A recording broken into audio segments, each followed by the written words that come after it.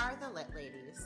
I'm Christy. I'm Kelly. And I'm Carissa. Three writers and moms exploring how to live out our faith in our literary lives. We span the country from the coasts to the Midwest, and with different stages of life, careers, and favorite genres, we're sure to cover the literary landscape. In every episode, we'll discuss books we love, reading life, and writing craft, using the Bible as our guide for beauty, goodness, and truth. New episodes drop every other Friday. Hello and welcome to the Lit Ladies. We are so glad you're here today, and today we will be discussing the state of Christian fiction. So while our discussion reflects our opinions and experiences as consumers, market data may vary slightly. While we've looked at various articles and data points for this episode, we're primarily interested in the discussion as both readers and writers. So you'll get a little bit of data today, but you'll also get our opinions as Christian fiction readers. So to start, we are attempting to define what is Christian fiction. And we all have a little bit of a different opinion on this. So at its simplest definition, I would say it's fiction that contains faith themes consistent with the Christian faith. This is a topic that's complicated for even industry professionals to define. Publishers Weekly has a 2023 article discussing how Christian fiction category is changing from overtly religious to subtle faith-based themes such as forgiveness or hope. I agree. And the faith themes can come across in a variety of ways. Some of them are heavy and some of them are just a barely there thread. I think so too. I think there's kind of a spectrum, and it's not like you can really categorize it. Christian fiction is like somewhere on the spectrum from having like a salvation narrative to being a lighter faith thread, like maybe the character is just a Christian. And then there are some that are just more clean rather than Christian. Yeah. It is tough to define, and when you start digging into it, there's a lot that Christian fiction is not. For example, it does not contain open door sex scenes. It typically does not contain overt language. However, trying to get a consolidated definition on what Christian fiction is can be very difficult. However, as readers, we've had various experiences with Christian fiction, and so we thought we would talk a little bit about how Christian fiction has changed over the years. And in my experience, when I first started reading Christian fiction books, they were very preachy. It was very much like the character would go to church and sit down and there would be a whole sermon within the book. And in those days, there tended to be criticism about the perfect heroines. I think the heroines were very formulaic, and in every book, it was almost the same heroine with a sermon in there. So I think in past years, we've seen Christian fiction get grittier and maybe some deeper and more real themes. All of this. The first one I ever read, I don't even think I knew it was Christian fiction because I really didn't know that existed when I was a teenager. Anyway, it was very preachy, so I'm glad that Christian fiction has grown to include a more realistic portrayal of the struggles Christians face and how they overcome these obstacles in a way that doesn't feel like I'm sitting in a church pew. I don't want to read an entire sermon in a fiction book. You don't want to be in church in your book. No. What do you think, Carissa? I think I had the same experience, and I think maybe that is part of the reason that I haven't read a lot of Christian fiction in my adult reading life, is that maybe even as a kid, I kind of sensed that I was being preached at a little bit. Mm-hmm. And kids and children's fiction in general, I think, can sometimes be like this. There's a temptation to make sure the kid is learning a lesson. I did read a lot of Ted Dekker, Frank Peretti. Most of them were from like my church library. So I think I had some Christian romance in there, and my mom didn't really care too much that it was adult because, it was Christian and clean. So, but a lot of what I really was drawn to is that Ted Dekker, Frank Peretti, the Christian influence was a little more allegorical, or this Present Darkness. The famous Frank Peretti book was Angels and Demons and Spiritual Warfare. I think the allegory is still popular today. Today with the rise of Christian indie authors, so a lot of authors going independently publishing or even with small presses, I think there's a lot more variety in the way that faith is integrated in those types of books. That makes a lot of sense. And I wonder, as you say that, if we see allegory more in some of those genres that are more fantasy or, well, I guess fantasy, maybe young adult, where you might kind of create your own world and right outside of the box of the typical physical world that we live in. I don't know. What do you think? You read more of that? I think allegory can be really, really beautiful and really useful. I think hopefully, well, probably a lot of us are familiar, a lot of our listeners would be familiar too with The Lion, the Witch, and the Wardrobe. It's a very one-to-one allegory. Like, okay, we know the lion is Jesus and Edmund is like us and Turkish delight is, that's like sin. But also I think it can be used in a lot more subtle ways as well. And I think some of the other books in the Chronicles of Narnia, C.S. Lewis does a really good job with that. As well as like Tolkien, his is more, and I can talk about this a little later too, we're talking about Christian influence, but in fantasy, Tolkien, he describes his use as actually a criticism of Lewis, that he thought his allegories were too like one-to-one, like almost like too obvious. And so Tolkien would describe his work as being more applicable because it resides in the freedom of the reader. And that's how he phrased it. So it's sort of like in Lord of the Rings, Frodo's kind of like us. The ring is kind of like sin. And then we have Gandalf and he kind of has a resurrection. He's like a Christ figure, but so is Aragorn as he's returning to become king of his kingdom. And it's a lot more like the interpretation is looser, if that makes sense. So I think we see both of those today. You can't deny the influence of Tolkien and Lewis on Christian fantasy. So I think we're seeing echoes of both of those kind of styles. I have a small confession to make. I've never read Lord of the Rings. Oh my goodness. Me neither. I've watched the movies and I love the movies. Really long. Tolkien needed an editor, but at the same time, it's so rewarding. I did go to I think they call it The Bird and the Baby, the pub where C.S. Lewis and Tolkien would write, which was fascinating. So I did see that in real life. And I just watched The Hobbit. Child, isn't it? Yes, The Eagle and the Child. And they called it The Bird and the Baby. But I watched The Hobbit with my son this summer. And so I am familiar with the ideas. And it did inspire me to want to read more, but so interesting. And this is such a tangent, but in my young years, it didn't appeal to me. So it's as an adult that appeals to me, but it did not appeal to me. The fantasy genre just never appealed to me when I was younger. Most people think of fantasy, they think of more like Tolkien, very heavy on the world building. He gives you every single detail about the origin of words. He was a linguist. And so I think people have some of those associations that every fantasy book they read today is just going to be like a list of information about the world. And there's so many things that Tolkien does well, but like that style isn't for everybody. And before we transition to our next segment, I would love to ask our listeners if they have read Lord of the Rings or Chronicles of Narnia. So let's put that in our show notes and do a poll on that at some point, because I am curious who's actually read those books. But we will move on to our stats and history. This is just some of the research that we found as we were looking into Christian fiction. And Chrissy's going to give us a little bit of an overview of the history. Grace Livingston Hill wrote Christian romance. She lived from 1865 to 1947, and she's pretty much credited as the birth of Christian fiction. Have either of you read any of her books? I have not. I have not either. Had you, Christy? No, I have not. Okay, so none of us read Grace Livingston Hill, although she's credited as the birth of Christian fiction. Very interesting. Okay, have any of our listeners read Grace Livingston Hill? I think it was interesting. I wonder why didn't Christian fiction exist before? It's like around 1900 she was publishing. And I'm wondering if just thinking like from the history of American literature, America was so culturally Christian, even like Western society in general. In Europe, there was no reason to classify Christian literature because really everything was Christian. It's kind of like church music. I mean, like all music was church music. Anyway, so it's kind of interesting that it's really a new-ish genre. That's such a good point, because you could probably go back to popular works from possibly the 1800s, and the characters would have gone to church just as a byproduct of their weekly life, and there probably would have been fewer church options. It would have been the church of whatever city they're in, I would imagine. So I think that's a great point, Krissa, and it is interesting to see how culture influences art.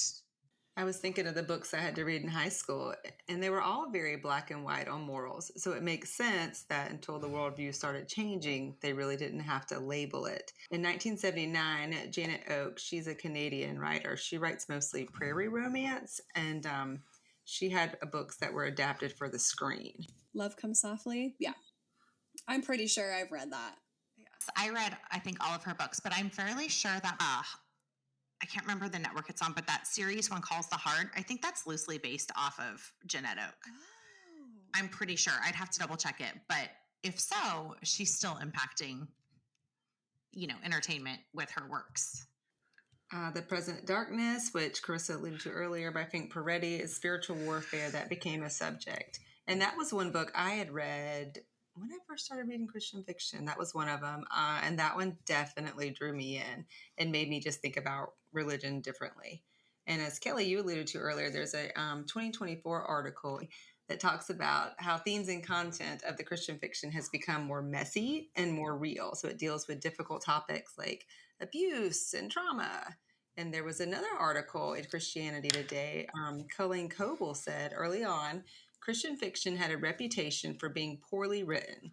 She's an author and the CEO of American Christian Fiction Writers, which we talked about last week, an association with about 2,200 members worldwide. She also said, you can't say that anymore. Our authors can go toe-to-toe with the general market. And someone like Colleen Coble can say this because she's written over 50 books for the Christian market and still is active in her writing. And I think she's nearing 72 years old. So good for her. She's amazing, and she's so nice, too.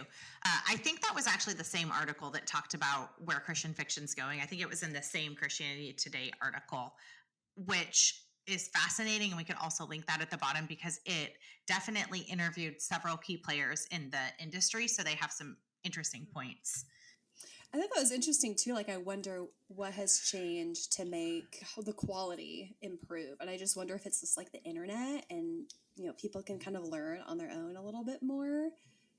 Well, I think readers too are demanding quality.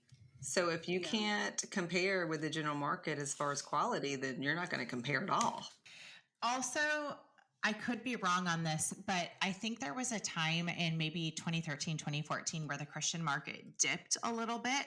And so some of the publishers had to condense their offerings or they consolidated into different publishers. So if that is the case, it's possible that there were, quote, fewer slots for traditionally published authors, which meant to be good, you had to be really good. There might have been more competition and fewer options. Now, that doesn't take into account indie publishing or self-publishing because that definitely changed the game. But that is possible a handful of years ago.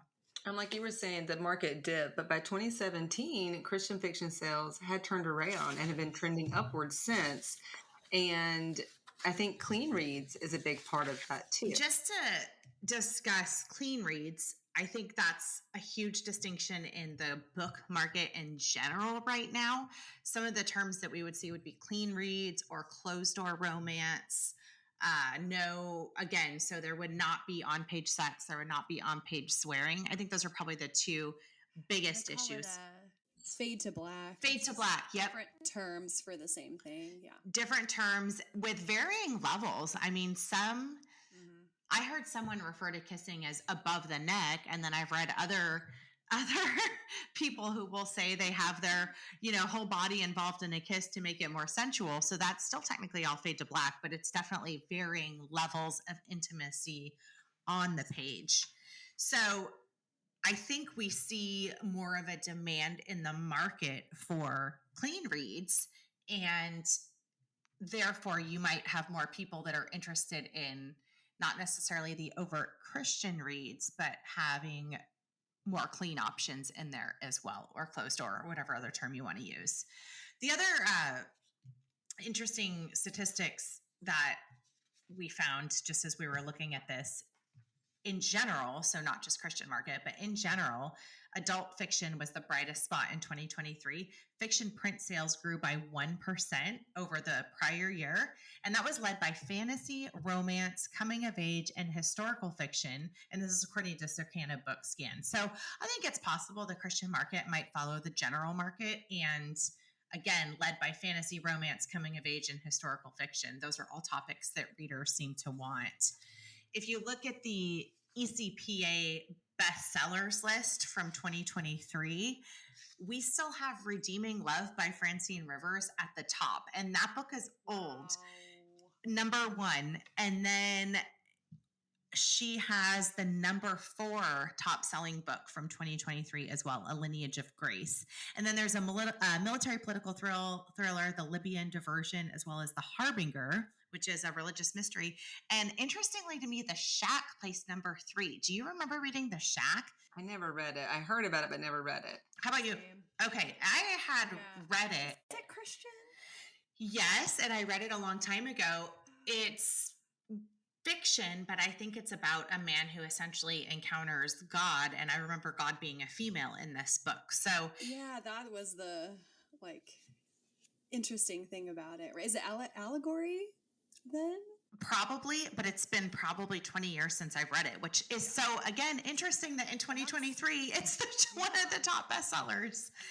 So if we go to just last month or our current month, September 2024, and we look at the top fiction bestsellers, number 1 is The Forge by I may not say it right, Fabry, which is a contemporary Christian. But at number 2, we have a Lynette Eason book, which is Target Acquired. So she writes romantic suspense. Number 3, we have Francine Rivers, again at Redeeming Love. But then at number 4, we get One Last Promise, which is a Susan May Warren book. And I think that's romantic suspense or adventure romance. And then I just found this interesting. At number 10, there was a book called The Summer of Yes by Courtney Walsh. And Chrissy, you read that, right? I didn't read The Summer of Yes. I read The Happy Life of Isadora Bentley. I really liked it. Okay, so similar book, same author, but that's a contemporary Christian romance. So we are seeing in the top 10 some of these different genres in the monthly market, even though those other books topped the year. So those stats are interesting to us just as we dig into what's selling right now. And we'll talk a little bit more about where we are with the market and what we like to read. So the article, one point that they made at the end was that sometimes Christian authors or publishers feel that their work is sometimes missed by potential readers because it's not available in a lot of brick and mortar stores. And it's also kind of relegated to its own section. And so it's usually like Christian fiction or religious fiction. So do you guys agree that that's a barrier or a potential barrier? I absolutely agree. I went to Barnes and Noble. I mean, it's been a year or two now. And the Christian section was in the farthest back corner. And it's a small section. The next time I went back a few months later, I made a beeline to that section and literally walked in a circle and was like, where is it? I walked all over the store. I couldn't find it. And I mean, Barnes and Noble, granted, is pretty big, but I couldn't find it. So honestly, I buy a lot of my Christian books off of Kindle, Amazon. If I want a hard copy, I order from the Baker store or my own local bookstore. But I think at least with social media growing, at least authors have a way to try and reach people that may not go in these brick and mortar stores to try and get their name out there. Yeah, that was kind of my next question. So then how do you discover new books? I mean, I know that I know there's like the online, you can peruse your Kindle or see people on social media, but then there's still that, like, you don't have that discoverability of just going to a bookstore. I mean, I don't get to do it as often these days, but I love just going to a bookstore and like seeing what's on the shelf. Maybe I'll discover an author that I don't follow or that I've never heard of. And so just kind of, you miss out on that. So I have 2 thoughts on whether Christian books are available and that limits readers. My first is, I would not be surprised if that's why a lot of these publishers are branding books as clean and not necessarily as Christian, because they probably can market them in the mainstream general market and have the crossover non-Christian reader who wants clean books and the Christian reader who also wants clean books. So I wouldn't be surprised if we see some marketing there. My second thought is, I live in a small town. I think we have one bookstore. It might be a used bookstore. I never go to the bookstore. So I never find my books at a bookstore. So I would be curious. And again, I'd love to ask our listeners, where do our readers shop? Where do they find books? Because it's an interesting idea, but I would never say that bookstore shelves limit my reading because I don't get to go to bookstores. So I guess it could be geographic as well. It could be. And I will say we have one small bookstore that's locally on the beach. And since I have a friend who knows the owner, I'll try and order from them because I realize owning a bookstore, it can be pretty difficult to maintain rent. I will pre-order from her if it's a book I want. So there was a Jamie Jo Wright book I wanted. I pre-ordered it. And then keep in mind, this is a small bookstore. And it's cute because I'll get an email and then I'll call and say, hey, I'm coming in. And they'll be like, oh, we forgot to set it aside and it sold. We'll order you another one. And I'm like, well, I'm not upset because I'm glad that it was on the shelf and somebody was able to get it. And the next time I went in there, they had a Jamie Jo Wright book already on the shelf. So just by me pre-ordering it and showing interest in it, they went ahead and got the next book when it came out. So don't ever doubt the power of pre-ordering. I love that. That's cool. That is really cool. Wow. And supporting small businesses. I think that's fantastic. It's interesting, Carissa, you had mentioned your church library, and I want to say Christy referenced that last episode, but I was the same when I was younger. We used to go to our church library and I would scan the shelves for books I could read, and my church doesn't have a library anymore. So there are some definite changes in terms of where people can find books and know that the content they get is going to align with their values. And Carissa, you read an article that talks a little bit about fantasy. So this article is in a publication called World. It's called The Lost Realm of Christian Sci-Fi and Fantasy. And it talked about how there's actually a distinct lack of sci-fi fantasy in these traditional Christian publishers. So our representative at Baker says that the demand has dwindled. And so that was the reason that they just haven't published any more of those kinds of books. However, in 2023, or actually only in the first 6 months of 2023, the secular market for fantasy grew 85%, which I think is just staggering and really fascinating. I mean, you can speculate, but I'm just wondering why it seems like there is a demand, you know? Or do you think that romantasy would be under the fantasy category? I think so. Yeah, you can differentiate, and I have to look up like the real definition. There's like romantic fantasy, and then there's like romantasy, and it kind of depends on like, is the romance a subplot and it's more heavy on the world building, or is it kind of really the main story is the romance, but it's set in a fantasy world, and it might be a really rich, cool fantasy world, but the focus is more on the main plot of the romance. So I think that is probably a distinction. But yeah, I would say it goes under fantasy just because not everyone has that taste of that, the different world. Kelly and I at conference, we met a guy who wrote the fantasy market, and he did not want to publish in the Christian market. He wanted the mainstream market, and not because of anything was unclean or whatever, but I think he wanted that because it's more visible and more people can see it. And if so much of fantasy is allegory without the overt Christian themes, then it's something he could write, quote unquote, get away with in the mainstream market, and people can kind of take it how they want. But it's the same thing we talked about Barnes & Nobles. He wouldn't be listed in this tiny little shelf. He would be with all the other books that are in the fantasy mainstream market. That's a great point. He wanted, I think he even referenced Tolkien, and he wanted his readers to be able to think and analyze. So there was definitely a mentality there. But it's interesting to see the demand. And I do wonder where the Christian market is in fantasy.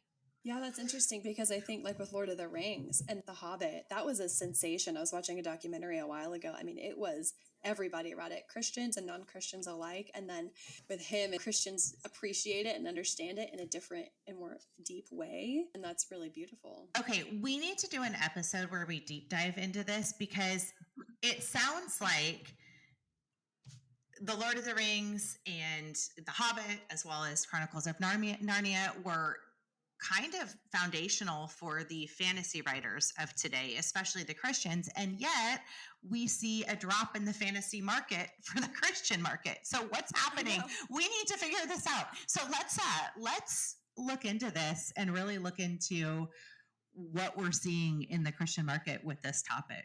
If I can watch the movie and not read all the Tolkien books. Okay, we got to read outside our genres. Maybe this can be the reading outside our genre episode. Oh, that's a valid point. This is the year Christy and I read Lord of the Rings. Oh my gosh, no. I have nothing. Don't judge it by the Hobbit movies. Okay. Oh, I loved the Hobbit movie, but I do find this so interesting, and I would love to get someone from Enclave to talk a little bit about this and what we're seeing in the fantasy market because I think it's so interesting. So. Yeah, so you bring up Enclave. So this is a publisher that's growing a lot. I don't have the stat right in front of me, but I think they began in 2008 and they had it was under 10 titles a year. And now I think it's upwards of 20 or more titles they're publishing a year. It's dedicated to Christian sci-fi fantasy, and it is young adult and adult. Another thing that's growing is the Realm Makers Conference. I actually got to go to this conference only once, but I've been wanting to go back. But that's actually been growing every year. It's more of a dedicated conference for sci-fi and fantasy writers who are Christian. And I think Steve Lobby is he owner of Enclave? Yes. And I remember he's founder. Okay, a couple of years ago when I went to the ACFW conference, people were following him around so they could talk to him about their fantasy because of Enclave. So he's got his own following. I think in one of these articles that I read, he made the point, I think it was this one, that you just need someone at every stage of the publishing process who knows the fantasy market. And he said that's kind of hard to do. You have to have the agent and all the editors and the marketing people all have to be familiar with it. And I've also learned recently it's hard to learn a market. So I wonder if that plays into it as well. That makes sense. So moving on, do you think that there needs to be a faith theme, or do we need to have faith themes for a book to be Christian? I think that a book can have moral values without being Christian. And we keep referencing Chronicles of Narnia, but the allegories and symbolism in that series can be so strong. But again, I think there's a difference in the intentional symbolism where someone sets out to write a book that talks about faith, even though it's failed, and a book that's just clean and absent of, quotes, bad things on the page. I do think there's a place for everything in the market, but if we're labeling something Christian, I think there needs to be a faith theme in it. What do you think? I think it's a good distinction. We want to define something by what it is and not necessarily what it is not. I think that goes for Christian fiction because there's this temptation to say, oh, well, Christian fiction it doesn't have this and it doesn't have, language, and which may be true, but what is it? What sets it apart besides just the lack of stuff, content? I love that point, and I think it's a good point for anything we are, right? Are we Christians? Christians aren't people who don't do a lot of things. We're people who believe in Jesus. I think in order to be considered Christian, yes, there definitely has to be a faith element or a theme. More of an overt one. I'm not saying it has to be heavy-handed and preachy like we talked at the start, but there needs to be some mention of faith. Plenty of books have moral values. I would even venture to say that most of them do, in varying degrees. Very few people want to read a book with characters they don't like making decisions that are terrible throughout the entire plot. I mean, unless you're reading horror, because then the girl's always going in the house that she shouldn't go into. That's an entirely different. Or Hemingway. Yeah. And it was funny because segue into something else. The Girl in the Train is a general fiction book. And that's one of the books that I feel like started where you have an unreliable heroine or a person that's not really likable. But in general, you want a character that is, yes, they're going to make bad decisions, but at the end of the day, light overcomes the darkness in some way, shape, or form. And there's definitely some moral gray areas, but I think if it's labeled Christian, the reader is expecting some kind of lesson or growth reflecting Christ. That's good. I agree. I think to some extent, all stories follow some sort of moral code because I believe in natural law and God has put a moral code on the hearts of mankind, whether or not we are Christians or we call ourselves Christians. So maybe that's the reason why everyone wants to root for a character who they deem as good, even if they're not perfect. It's so interesting. I'm watching the show called Fire Country right now, which is probably ridiculous and not serious, but the main character is in prison and he goes to a fire camp and you can't help but root for him, even though he had a drug past and whatever else he did. You still want him to overcome the darkness. You want him to get out of jail and you end up liking him because he's trying. So I think we see that in so much entertainment. You want someone to have the second chance. You want someone to have forgiveness. You want them to have reconciliation with their family. You want that love story. And I think whether it's Christian fiction or general fiction, those themes just resonate deeply with readers. So let's talk about books that do integrate faith well. Do you have any examples that you've read that have integrated faith well?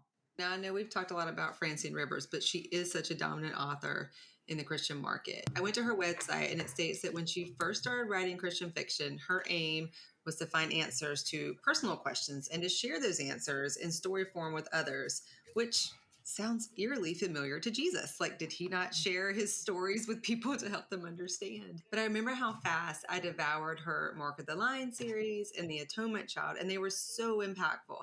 And it's been years since I've read them, but I don't recall them coming off as preachy. And honestly, I think her books may have been the catalyst for pulling me back into the Christian world of fiction because they were done so well. And just like a fun fact about her, she started out as just a secular writer, and then she became a Christian. Then I think that she ended up buying back the rights to all her other books because they were a little steamier so that they would not be sold. And what an example of someone who just wants to honor God in what they do. So if she's this successful, I imagine she could have been just as successful in the general market, but instead she wants her work to be reflective of Christ. And I love that. They are so good. You're right. Like, I still remember the Mark of the Lion series. And I do too. And I reread it as an adult. I read it when I was younger and then reread it as an adult. So they're amazing. And again, she's still at the top of the chart. So she did something well. And it's interesting when I tell people I read or write Christian fiction, generally they'll say, oh, I love Francine Rivers' Redeeming Love, or I like Karen Kingsbury. Those are the two that they tend to reference. Yeah, I wonder why that article didn't mention Francine Rivers. And I think Karen Kingsbury, she is a pretty big name these days. I'm kind of surprised they didn't go into more depth. And I wonder if it's because they're in just that next generation of Christian fiction and we're seeing a new wave come in. But I don't know. You know who else I think does well? And this is on the lighter side, but Becky Wade writes romance. And every book that I've read that she's written, she just has a way of integrating the character's faith journey with the love story. And it's just so meaningful and it resonates so much, even though they're not the heavy, memoirs that some people would read. They're just such a great faith-based story. What? I've never heard of her. What genre does she write? She writes romance, and I could be wrong on this, but I want to say she used to write general market too. I'd have to look that one up. I don't remember. She seamlessly blends the romance arc with a faith thread, and she throws in some twists, and she definitely writes romance, but there are some heavier topics, because I read one, and the girl had like an opium addiction, which was it's always a hot topic, but it was really coming out at that people that had these addictions, like it's your next door neighbor. It's that busy soccer mom. It could be anyone that has these addictions. And so I really think it was good of her to kind of bring that to light. So we don't judge people like that, but we help them. Ooh, I love that. I think that's another aim that a good Christian author would do, is get someone to not judge, but help. What about you, Krista? Any books stand out to you? I'm kind of just dipping my toes back into Christian fiction, but one I read recently that I just loved, and this was probably like maybe a year and a half ago, so forgive me if I don't remember all of the details, but it still stands out in my mind. It's called A Midnight Dance by Joanna Davidson Politano. Basically, it's about a ballerina in the 19th century. So, of course, during this time, if you don't know, theater and any kind of theater profession like that was looked down upon. And people would, like lords and ladies, would attend the theater, but to be a theater professional it would harm your reputation, basically. So she's kind of torn between doing what she loves. She feels like dance gives glory to God, but at the same time, it's damaging her reputation, possibly, and other things that she wants. There's a little bit of a mystery there, a little bit of like a ghost story. It's very minor. And then I just thought the character's journey with that was so authentic. There was a very small salvation narrative in there, but that was with a different character. It's kind of a subplot. But I really thought that her dealing of that topic, that's something that everyone, every Christian has, questions about art and faith, and how do we integrate those well? And I'm pretty sure that book made me cry. Yeah, it's so good. It was really good. I actually read that one, and it's been one of my absolute favorites. And it had, you came at it from a more, I don't even know, deeper perspective, but I love the love story in it. I thought it was fantastic. It was one of the best love stories that was a part of it. So maybe I'll go back and reread it. They're like kind of opposites attract in a way, which is like my favorite. Weren't they? It was, and it almost had not quite a Phantom of the Opera, but it was kind of like these two different people. And so I did get that Phantom of the Opera vibe that she had these two men kind of in her head to choose from. And Oh, good I'm not going to give point. away the ending, but but it was done very well. I wish we lived closer and I could borrow books from you. But hey, here we are, opposite spots in the country. I also liked He Should Have Told the Bees by Amanda Cox. My mom and I buddy read that this year, the beginning of the year.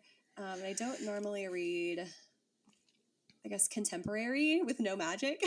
Mm-hmm. And I really enjoyed it. This is really weird, but I'm just like, I really love stories about beekeeping. And it's just, yeah, it was really beautiful and well done.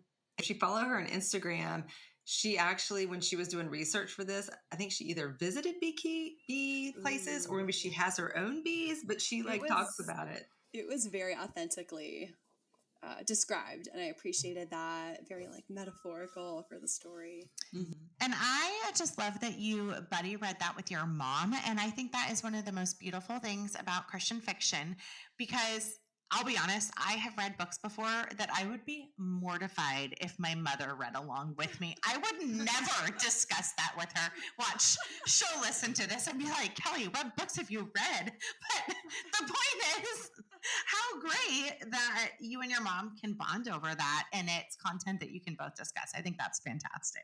Moving on, do you think that a Christian book needs to have a salvation narrative to be considered a Christian book? A salvation narrative in that a person comes to Christ, not necessarily. I definitely think there needs to be the faith thread, like the mention.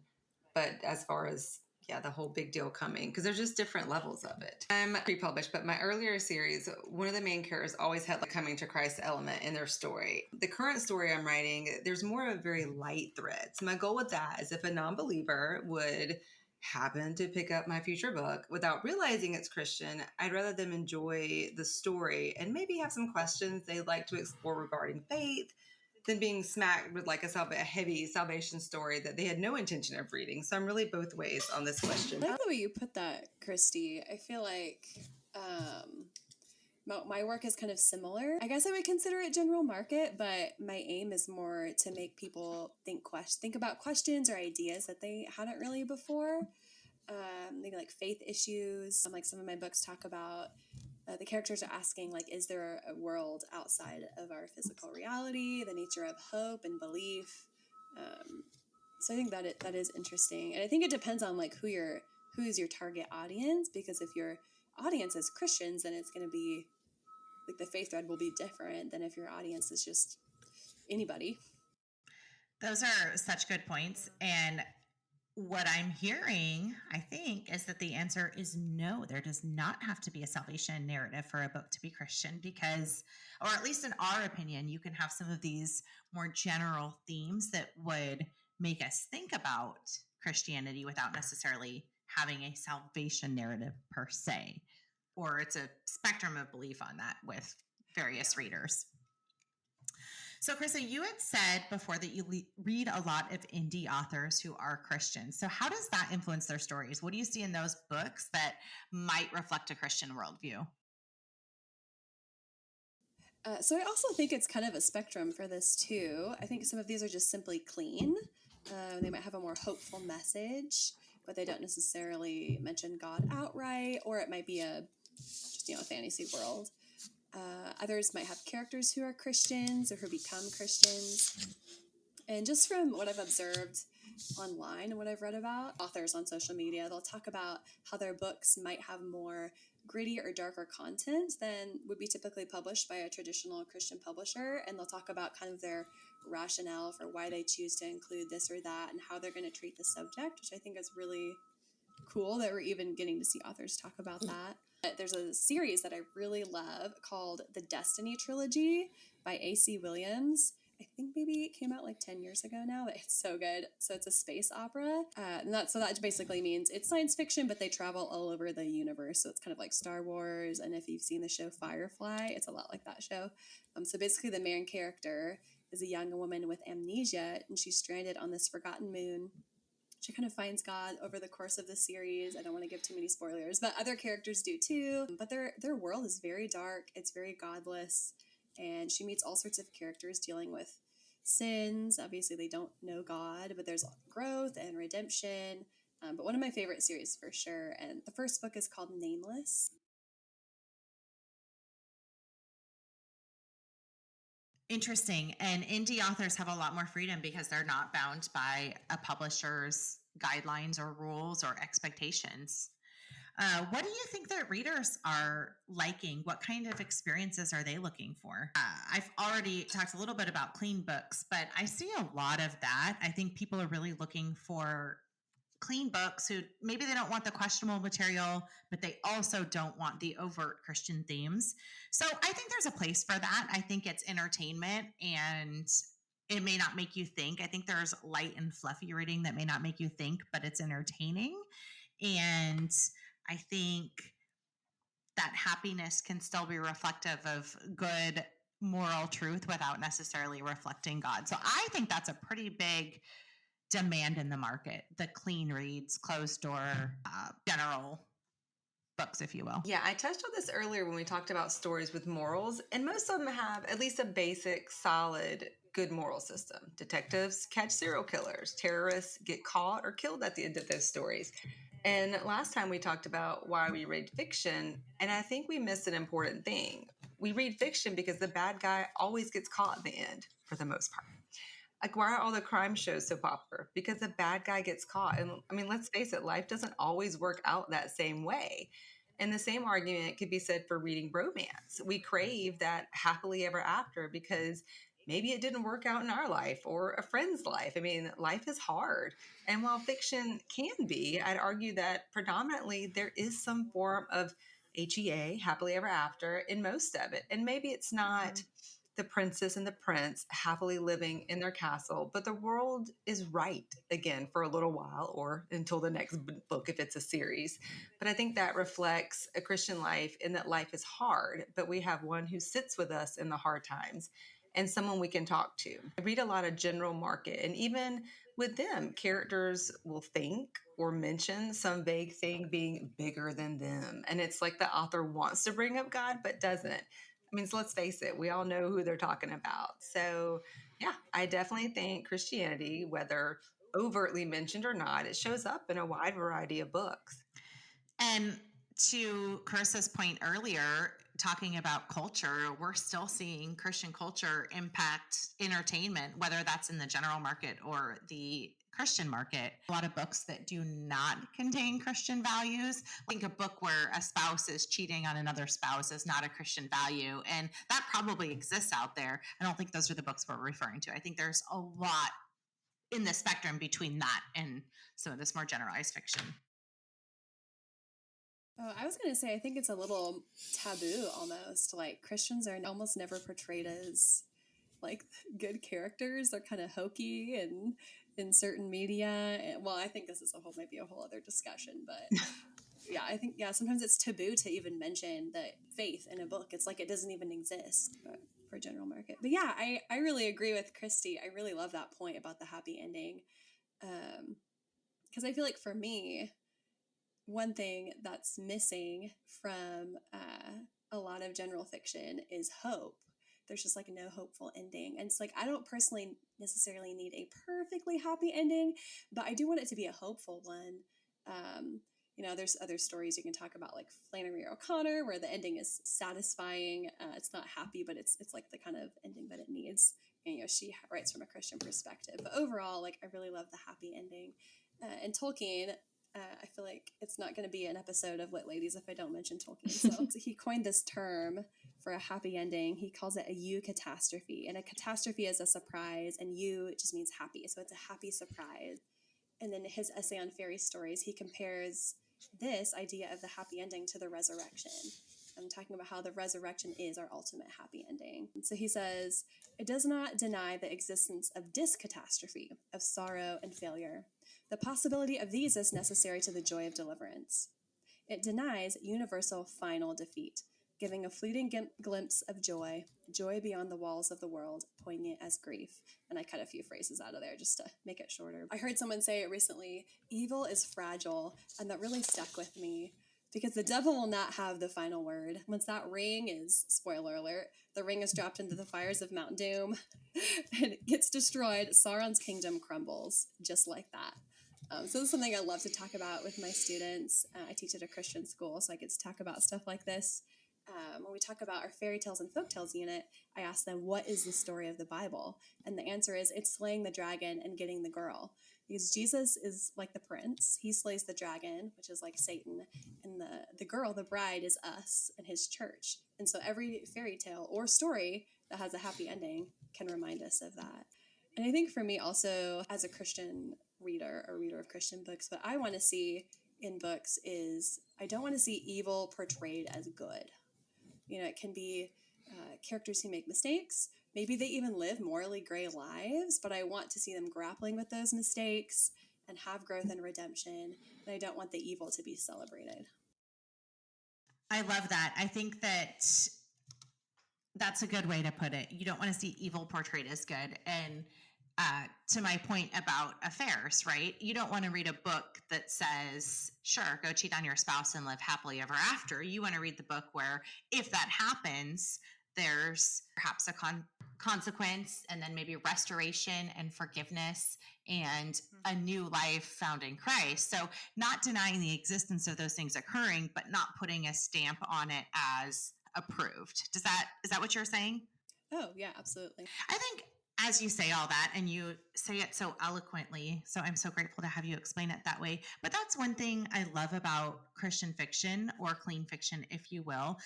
We can still grapple with all these big life questions, and we can do that within the confines of fiction. And I think that's the beauty of books. I mean, we love books. We're writers, we're readers, but it's just amazing to see that can bring that kind of thought process to these questions we all have to look at in our own lives.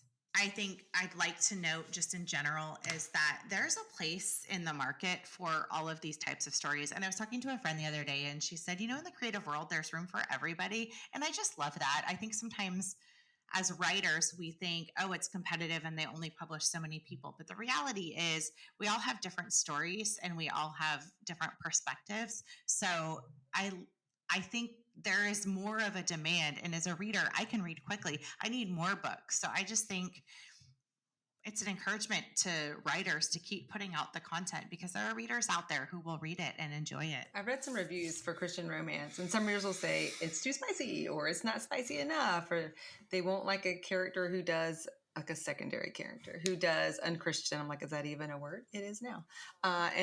So one of the books I read by a well-known Christian author, a side character, she's an older woman who has some, I will say, Blanche from Golden Girl kind of morals. And a reviewer got annoyed about her. But the way I see it, life is full of varieties. And reading a book, even a Christian one, where every single person, primary and secondary characters, walks a narrow line, it seems dull. And in this author's defense, this character seemed more like a comic relief than somebody she wanted anyone to model themselves after. And even she did have a growth toward the end. All that to say, yeah, there's definitely a variety of readers. So there needs to be a full range of books to meet that spectrum of interest. And where do you think Christian fiction is going? And this is not a data-driven question. It's just where do you think the market will go? Yeah, like Kelly said, I'm not an expert, but just for the sci-fi fantasy world, just from my observations, I think it's going to continue going more independent and small press. So I just think in general, Christian and general market, we've seen the quality of self-published books increasing a lot in recent years. It's much easier to get a higher qualified editor. You can hire a cover designer to format and produce your book. You can do it by yourself. You can print on demand. And so I think that will continue to increase. I also think people have the freedom, just in general, they have the freedom to write about grittier and more messy content if they choose, and they're not limited by the strictures of an established publisher. Same with like market as well. So I think I've heard someone talk about how it's really hard to write the breakout novel, which is like a novel that's really different, like Harry Potter, something like that, because publishers don't really want something that's that different from what they already have. They want to see exactly where it's going to fit right on the bookshelf. But if you're independently publishing, it doesn't matter. You can experiment, you can bend genres. People might find there is a demand for that. So there's less of that pressure to be defined for marketing purposes. That's such a good point. And it's such a catch-22 as a writer. You're always told, have the new idea, but it's got to fit in this mold. So you're like, well, how do I have a new idea that fits in this mold? But I will say, even from almost 10 years ago when I started writing, I really felt like I had to follow certain rules. The formula had to be X, Y, and Z. Only certain things were allowed on the page, etc. And now with the rise of self-publishing, I don't think those rules are there anymore. People can write a book and put it out there. Now, some of those are good quality-wise. Some haven't been edited enough, but you can put whatever you want out in the market, and then there might be a demand for it, like you said, Carissa. So I think self-publishing has changed the game. I do think in Christian fiction, we're going to continue to see the more real topics discussed. I think there seems to be a strong response to that. And I definitely think our generation and older, they want the real issues discussed. I think they're past the perfect heroines. So that's what I think will happen. That Circana article I mentioned earlier did say in the general market, this will be the year of romantasy, and that genre fiction will continue to drive key parts of the book market, but no market is getting as much attention as romantasy or genre fiction that's a blend of romance and fantasy. So I wonder if Christian fiction will follow this trend. Will we see romantasy in the Christian fiction market? It'll be interesting to watch and see. I hope it does. Yeah, I do too. Give me good Christian romantasy. I'd read that all day long. I was actually saying that to someone a while ago. I was like, I think there's going to be a market for Christian romantasy, because a lot of these, some of them veer into really spicy or explicit territory, and it's like you want the good story, but you don't want that content. So I think there's definitely a demand. Any writers out there? Yeah, write it and publish it. I think there's a demand for it too. For me, it's easier to suspend disbelief and go into a whole new world than to have disbelief in our current world, if that makes sense. Like if we're in our current world of a book, I feel like it needs to follow our physical laws and our, like, I don't know, gravity and all of that. But if we're in fantasy, follow whatever laws you want to follow. And I don't mean moral laws. I mean, like, you can fly, you can be a fairy. I don't care. I can suspend my disbelief. So I think there's a market for it for sure. And I think the appeal to that is love in whatever market. You know what I mean? Like, as long as you have a solid love story, then it doesn't matter if the person has wings or a unicorn head. I don't know. Some of those might be out there, Christy. There might be out there. I just have to say that after doing this whole episode and reading more about it and thinking more about it, you guys have kind of almost changed my mind a little bit. And I think I want to dip my toes more into reading some Christian fiction and maybe branch out a little bit out of my fantasy genre and just see what's out there. There's a lot out there. And I might be willing to read Lord of the Rings. We will end today's episode with the same quote we had last time because it fits all of us. You can never get a cup of tea large enough or a book long enough to suit me, by C.S. Lewis.